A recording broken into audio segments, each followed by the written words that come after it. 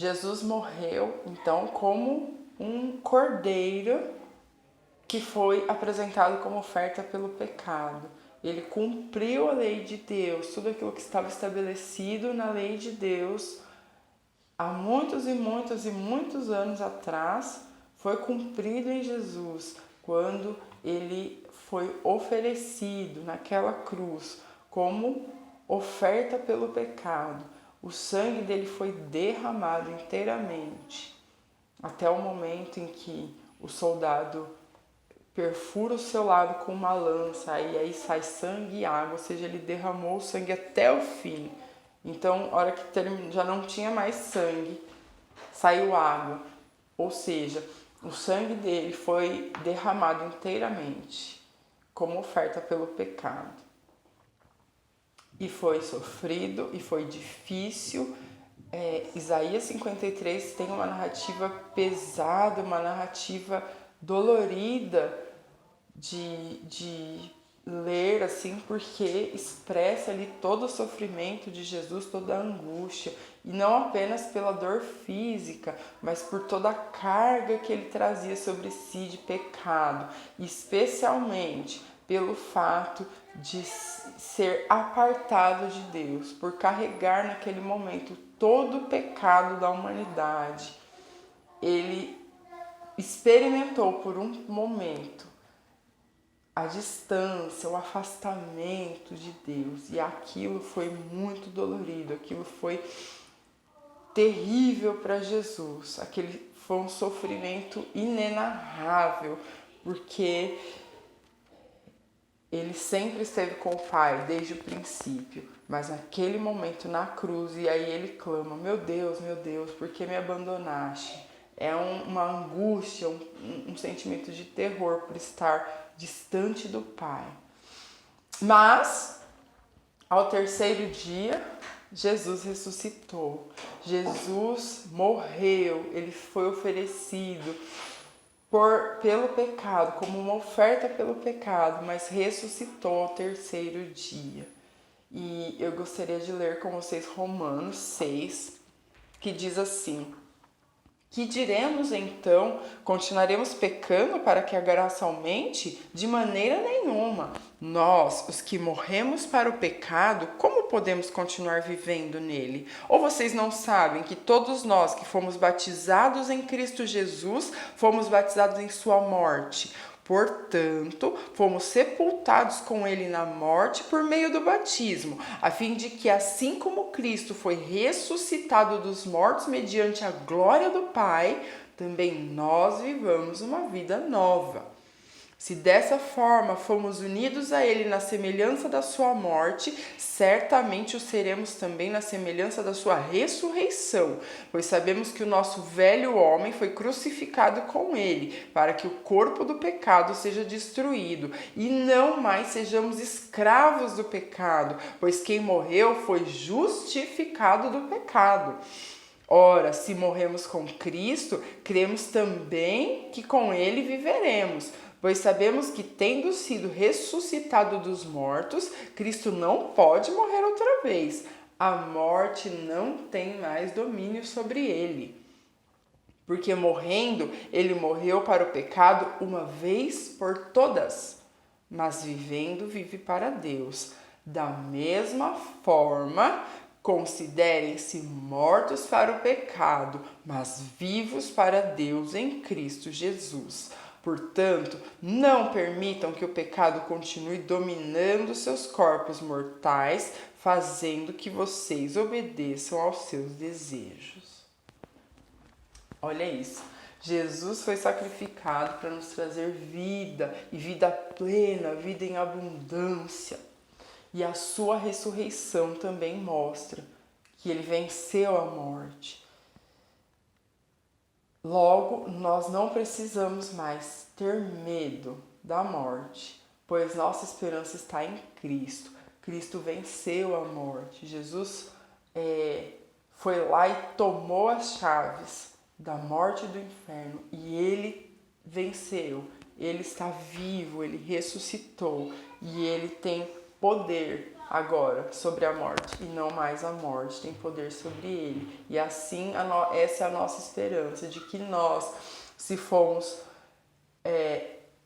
batizados, no batismo nós fomos batizados na morte de Jesus, e estamos mortos agora para o pecado, e com a esperança de sermos ressuscitados, vivos para Deus. Então nós somos chamados para ter não só a nossa esperança em Cristo, mas para ter uma vida que mostre que a nossa esperança está em Cristo.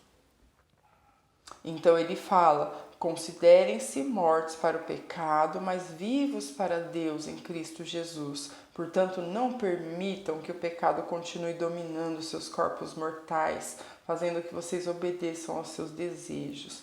Nós agora estamos debaixo da graça de Cristo, que venceu a morte, para nos livrar do domínio dela e do domínio do pecado. Então hoje nós podemos refletir sobre qual é a influência, sobre qual é o impacto disso tudo que eu comentei, que eu conversei com vocês aqui na nossa vida. Quanto à morte e à ressurreição de Jesus, o quanto isso influencia o meu modo de viver, o quanto isso influencia as minhas decisões cotidianas, o quanto isso influencia tudo aquilo que eu penso a respeito da vida. Se nós morremos com Jesus e fomos ressuscitados com Ele, ressurgimos com Ele, vivamos dessa forma, não mais sendo dominados pelos nossos desejos, não mais sendo dominados pelo pecado. Jesus morreu para vencer o pecado, para que nós tivéssemos condições de vencer o pecado. Tem um trecho aqui do Novo Testamento que diz que Cristo em nós é a esperança da glória. Cristo em nós, essa é a esperança que nós temos. Então eu gostaria de propor essa reflexão, que nós pensássemos no dia de hoje a respeito disso, de tudo que Jesus fez por nós. Releia Isaías 53, releia Romanos 6, pensando nisso. Nós somos chamados para uma vida que vence o pecado, uma vida que não teme a morte, porque a morte não tem mais poder sobre nós. Está escrito: quem nos separará do amor de Cristo? Quem nos separará? A morte não pode mais nos separar do amor de Cristo. Então nós somos chamados para uma vida de libertação do pecado, de não ter mais medo, mas de vencer o medo, porque o amor de Jesus, o amor de Deus em profundidade no nosso coração, manda o medo embora e nos traz confiança, nos traz esperança. Cristo em nós é a esperança da glória. Então, que essa oportunidade que nós temos hoje de comemorar a Páscoa, de comemorar a ressurreição de Jesus, não apenas a ressurreição, mas também a sua morte. Ele é o Cordeiro de Deus que tira o pecado do mundo, que ele possa nos trazer essa vida, nos trazer esse ânimo novo para nós pensarmos que a nossa vida pode ser diferente, que a nossa vida deve ser diferente. Em Isaías 53 fala que por mais que ele tenha sofrido, foi difícil, ele foi oferecido pelo pecado, como uma oferta pelo pecado, mas ele vai depois olhar e vai ver que valeu a pena. Ele vai olhar para o fruto do seu trabalho, para o fruto do seu sacrifício e saber que valeu a pena, vai ficar satisfeito, porque ele vai dizer: valeu a pena ter morrido para que os filhos de Deus tivessem vida plena. Então que essa oportunidade hoje que nós temos de comemorar a Páscoa, de pensar sobre isso, de refletir, pare um minuto, pare um tempo, nós temos 5 minutos que seja, para pensar sobre isso, para ler esses trechos que eu mencionei, para fazer uma reflexão a respeito de como está a minha vida, a minha mente, o meu sentimento em relação a tudo isso. O quanto a morte, o sacrifício de Jesus e a sua ressurreição, quanto isso tem influenciado os meus pensamentos, o quanto isso tem influenciado as minhas decisões, as minhas escolhas cotidianas, as minhas atividades, o quanto isso tem influenciado a forma como eu vivo. Então, que isso nos traga um novo olhar sobre como nós estamos gastando a nossa vida nos mínimos detalhes, desde as pequenas coisas, as pequenas decisões, as pequenas atitudes, os pequenos pensamentos, até as grandes coisas, até as grandes decisões, até as coisas mais importantes da nossa vida, dos nossos relacionamentos, de como nós estamos nos comportando. Que o dia de hoje nos faça repensar. Jesus morreu por mim e por você, e ele ressuscitou para mostrar que essa é a nossa esperança.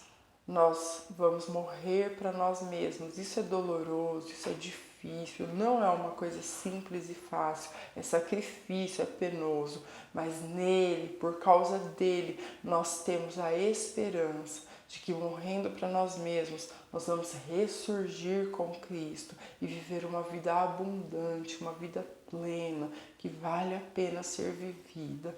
Pense nisso e fique com Deus. Um beijo.